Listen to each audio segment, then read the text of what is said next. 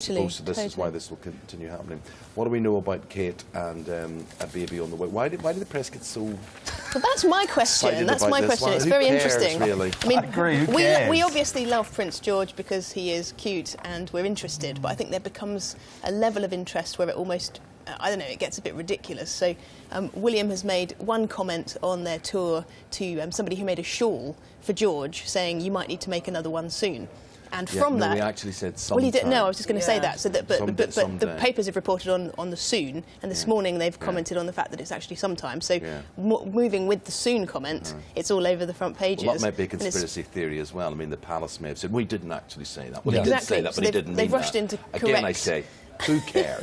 Right? Who cares? How many? The Mail and the Express. How many gorgeous George souvenir pullouts do I need? Who keeps these? I don't. I know. People do. You'd be I don't even keep souvenirs of my own children. I honestly cannot believe anybody. What about that woman, I can't open my papers in this Wembley week. who has all this Charles and Diana memorabilia all over her house, completely covered by it. That's her life. That's her life. I don't want to say get a life, but you know, it's it gets kind a bit of much. I mean, the one thing I did like about this story was they also reported that William had made a bit of a sort of sideways comment about Kate's dress being a bit bright, and I think it's nice when we actually see the kind of reality of their kind of down-to-earth relationship, and I like that. They're not down-to-earth. They're billionaires. But it's nice to just see kind of behind the scenes a little bit, rather than just just the kind of glamorousness of it. So I quite like it when we see the personalities shining through. I feel sorry for that poor Maori fella whose bum keeps getting shown in all the papers. I thought Kate kept a very straight face. I would have found that quite difficult. Whoa.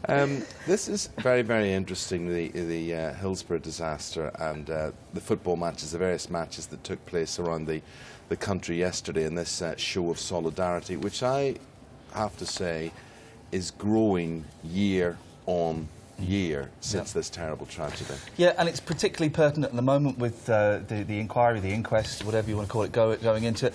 I think nearly all did all of the matches, all matches in England delayed the kick-off and observed a minute's silence at 3:06 p.m. And they'll do it today as well. And they'll do it today, are they? And I just think that picture, the Wembley Stadium with those 96 seats with the scarves over, it's just such a striking image, isn't it? Whatever your thoughts are on sport or anything, just that image, I think, is so powerful. It will bring a lump to anyone's throat.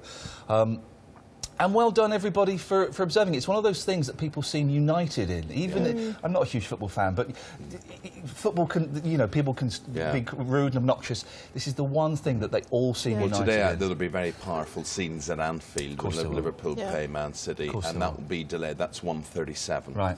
Just an incredible picture. It is great. It's great to see, as you say, it go beyond team loyalty to fan loyalty, because these were football fans, so I think any fan can What relate. sort of loyalty, Vicky, would there be to Stephen Lawrence's mum, Doreen, if she was to run for London Mayor? Yeah, this is very interesting. So the Radio 4 Women's Hour Power List came out last week, and Doreen Lawrence was named as the #1 game changer for making a real difference to society. And I thought that was very much well-deserved. I loved it when they announced Would she her want name. this?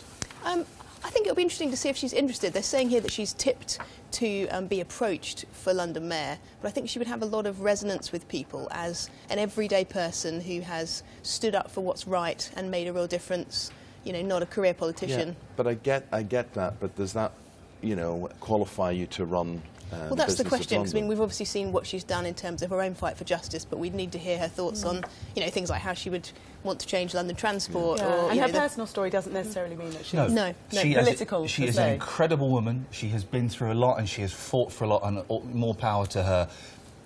Does that necessarily make you London Mayor material? But I don't necessarily think so. Okay. Well, one of the things she'll be responsible for is a lot of transport, and in London, a high-flying hedge fund manager can be revealed today as Britain's biggest fare dodger. This is brilliant. Yeah, City high flyer dodged £43,000 in fares. £43,000. The senior city executive dodged the fare for a 1-hour, 22-minute journey between the village of Stonegate in East Sussex and central London for 5 years. Okay, exploited a loophole, and so he's got the £43,000 bill. And they said they got caught, they busted him, and the train company said, it's £43,000. Most people would kind of go, He went, yeah, OK, just wrote them a cheque. He just paid it off. He paid it off within 3 days of being asked to pay up as part of an out-of-court settlement. So this fella could afford it. You know, if he can write a cheque for £43,000, he can afford it. And you kind of think, well, you know, naughty little chancer. How could they tell he dodged that amount over those years? There'd be no record of that. Yeah. I guess they must have done the maths and. Yeah, but then how did they prove it? That's a very good question. He tapped out with his Oyster card every time. What so does I guess tap maybe, out mean? Well, when you kind of put the Oyster card on the reader. So they would have known he'd gone through. He'd have got somehow from East Sussex into London. Yeah. So every day would for have, 5 years. Yeah. You can't mess with the train companies. No, you can't mess with train companies. They're like Columbo. Yes, fair enough. They know where you are. Big Brother is watching. Yes, and you can't mess with the Salvation Army. Where the hunt is on to identify a streaker who gives his clothes to the Salvation Army. Now, hallelujah. We're going to be talking about that after this short break. Okay. Teasers. Right, dormice, streakers, dormice. Sky News. Yes, I'm more a streakers person. I think that, let's talk about that first of all. Ian, this is a particular man who takes all his clothes off, and what does he do with them? Yeah, he goes into the Salvation Army charity shop. He goes into the dressing room. He takes off his clothes. He then parades around the shop naked, and then I think he leaves. Does he go? Well, he leaves his clothes. Moments later, the volunteer told me the man went straight into the changing room. Moments later, he walks out without his clothes on, and then I guess he must. That's not him, by the way. If anyone's that's not his. That's me.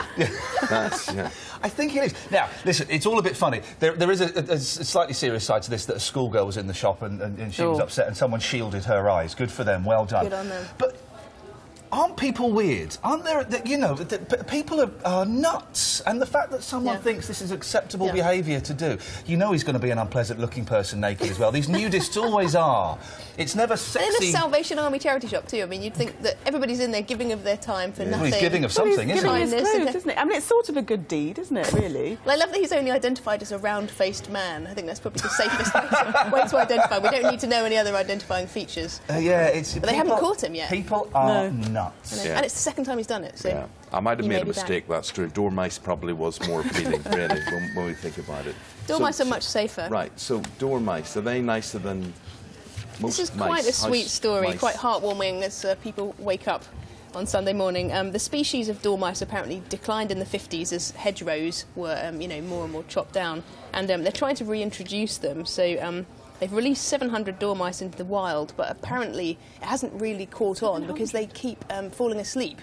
And it's their lack of ability to stay awake that is apparently hindering their Look, here's what I repopulation. have about this. If dormice stayed outside and we're all part of Tales of the Riverbank or whatever it happens to be, that's fine. But they don't stay outside. No. It gets cold and they come into your house. I actually have one in my flat at the moment. I live in a studio flat that is absolutely tiny. A block of wood. And there is not enough room for me and the mouse. So I'm actually having a kind of mouse off at the moment. I tweet about it with the hashtag mousegate. Yes, you can. And it's just not enough room. How do you plan to deal with the mouse? I don't know. It's got quite selective taste. And so I've tried cheese, that's not worked. No, I've they tried don't like chocolate, cheese. that's I'm not not thinking worked. of cheese, I'm thinking of trap or sticky paper. That's No, what I've gone for thinking. trap. I've gone for trap. I thought I'd just go the whole way because I mean I'm quite an animal lover, but I think when you're in a studio flat as tiny as mine with me and a rodent, it's just a bit much. This project has gone for 21 years, cost £13,000 a year to reintroduce dormice back into the... Well, for goodness sakes, go and They get a can have nurse my or one. something. I'll Go give and- them my one. Yeah, they can have that one. Horrible things.